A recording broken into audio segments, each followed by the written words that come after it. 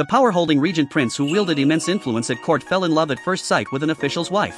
However, in the next moment, the regent prince grabbed the girl by the neck. It turned out that the girl had just mentioned that the emperor would be forced to abdicate in a year.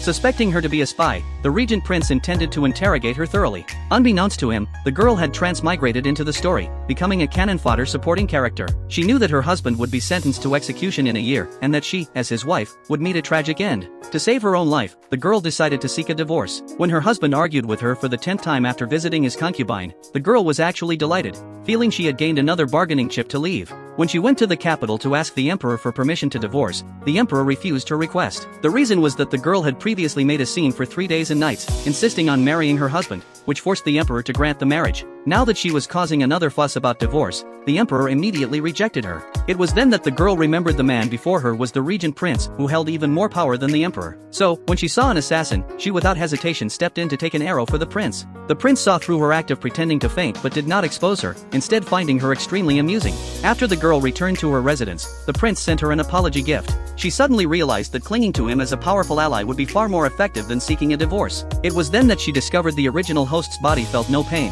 which she suspected was a bug in the story. She thought that if she saved the prince a few more times, she could escape her inevitable tragic fate. Just as she was rejoicing, her husband burst in and angrily accused her of ruining his plans. The girl retorted without backing down. Her husband, enraged, declared that he would not take her to the hunting ceremony. The girl recalled that the prince would face an assassination attempt during the event, a perfect opportunity for her to make a contribution. She had to go, so she pretended to be delicate and vulnerable. Her husband, seeing her like this, sighed and remarked that he had never noticed how adorable she was before. Then, he arrogantly said, "Do as you please," and left. On the day of the hunting ceremony, the girl hid in the shadows, waiting for an opportunity to play the hero and save the prince. Unexpectedly, a fight broke out, and the chaotic scene frightened her so much that she stepped back repeatedly. At that moment, the prince appeared and caught her as she stumbled.